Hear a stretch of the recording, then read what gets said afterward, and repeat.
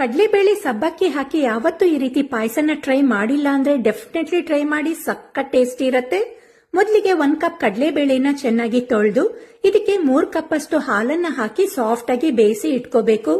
ಹಾಗೆ ಅರ್ಧ ಕೆಜಿ ಬೆಲ್ಲಕ್ಕೆ ಬೆಲ್ಲ ಮುಳುಗೋಷ್ಟು ನೀರನ್ನ ಹಾಕಿ ಬೆಲ್ಲನ ಕರಗಿಸ್ಕೊಳ್ಳಿ. ಈಗ ಜಾರ್ಗೆ ತುರ್ದಿರೋ ಕಾಯಿ, ಗಸಗಸೆ, ಬಾದಾಮಿ, ಗೋಡಂಬಿ, ಏಲಕ್ಕಿ ನೀರು ಹಾಕಿ ನೈಸಾಗಿ ಗ್ರೈಂಡ್ ಮಾಡ್ಕೋಬೇಕು. ನಂತರ ಒಂದು ಕಡಾಯಿಯಲ್ಲಿ ತುಪ್ಪ ಕಾಯಿಸಿ ಸಣ್ಣ ಪೀಸ್ ಚಕ್ಕೆ, 2 ಲವಂಗ, ಗೋಡಂಬಿ, ದ್ರಾಕ್ಷಿ ಹಾಕಿ ಫ್ರೈ ಮಾಡಿ ಇದನ್ನ ಸಪರೇಟ್ ಆಗಿ ಎತ್ತಿಟ್ಕೊಂಡು ಅದೇ ತುಪ್ಪದಲ್ಲಿ ಅರ್ಧ ಕಪ್ ನೈಲಾನ್ ಸಬ್ಬಕ್ಕಿ ಹಾಕಿ ಸಬ್ಬಕ್ಕಿ ಅರಳೋ ತನಕ ಫ್ರೈ ಮಾಡಿ 2 ಕಪ್ ಹಾಲನ್ನ ಹಾಕಿ ಪೂರ್ತಿ ಬೇಯಿಸ್ಕೊಂಡ ಕಡಲೆಬೇಳೆ, ರುಬ್ಬಿದ ಕಾಯಿ, ಪಾಯಸದ ಕನ್ಸಿಸ್ಟೆನ್ಸಿಗೆ ಬೇಕಾದಷ್ಟು ನೀರು ಹಾಕಿ ಮಿಕ್ಸ್ ಮಾಡಿ ಬೇಯಿಸಿ ಬೆಲ್ಲ ಕರಗಿಸ್ಕೊಂಡ ನೀರನ್ನ ಸೋಸಿ ಹಾಕಿ ಪಾಯಸನ ಪೂರ್ತಿ ಕುದಿಸ್ಕೊಂಡು ಎತ್ತಿಟ್ಕೊಂಡ ಡ್ರೈ ಫ್ರೂಟ್ಸ್ ಹಾಕಿ ಮಿಕ್ಸ್ ಮಾಡಿದ್ರೆ ಪಾಯಸ ರೆಡಿ.